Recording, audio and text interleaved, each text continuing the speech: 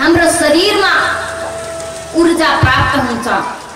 सकारात्मक सोच पहिलो उपाय थियो हाम्रो मनलाई सफा गर्ने।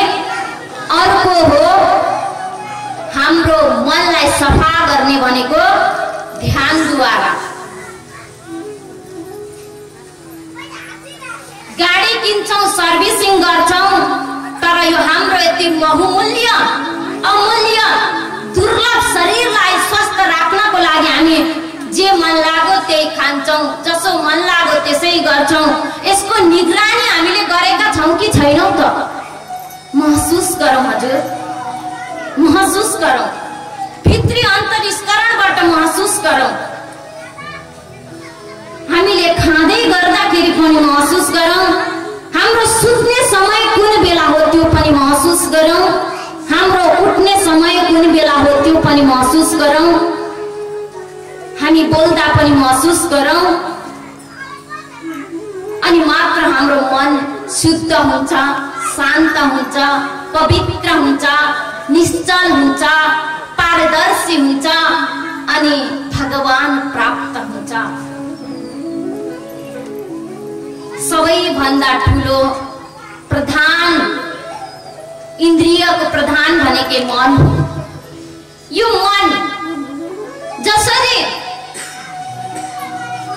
जसरी हाम्रो आत्मा, मन अनि शरीर स्वस्थ राख्नको लागि सबभन्दा पहिला सोचमा सकारात्मक हुनुपर्छ। सोचको असर मनमा हुन्छ, मनको असर तनमा हुन्छ। सोचको असर मनमा हुन्छ, मनको असर तनमा हुन्छ। हामी बिरामी अरूका कारण होइन, आफ्नै कारण हुन्छौँ। महसुस गरौँ।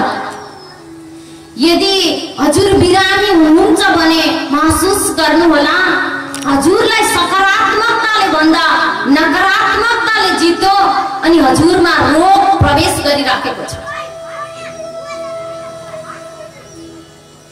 हजुरमा रोग आउँदैछ भने अब महसुस गर्नुहोला, आफूलाई मूल्याङ्कन गर्नुहोला, आफूप्रति फर्किएर निहालेर हेर्नुहोला।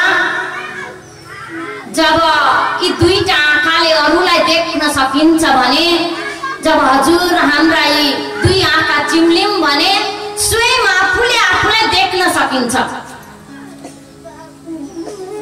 आफूले आफूलाई देख्नका निमित्त हामीले हाम्रो आँखालाई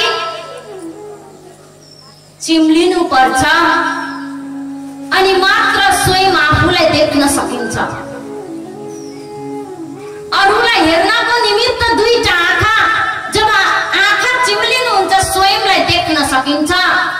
त्यही भएर हामी ध्यान गर्न तयार हौं। ध्यान गर्नुभन्दा अगाडि सबैजना एकपटक उठेर छमछमे नाचिदिनु होला, हाँसिदिनु होला, हात खुट्टा चलाउनु होला। यसले गर्दाखेरि हजुरका हात खुट्टा सक्रिय हुन्छन्, मन पनि एकदम सक्रिय हुन्छ, आनन्दित हुन्छ। अनि हामी ध्यान गर्न बस्यौं भने जे भन्यो त्यही प्राप्त गर्न सक्ने व्यक्ति बन्न सकिन्छ।